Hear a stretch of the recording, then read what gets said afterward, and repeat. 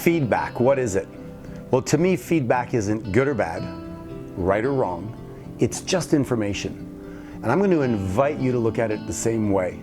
What most people do when they get feedback from somebody, they look at it as critical correction or something they need to defend. And they go internal and they start to justify why they did something or why it's right. For me, that doesn't allow you to evolve. When you get feedback, slow down, listen to it, say thank you to the person, and then see if it's useful for you. If it's not, throw it away.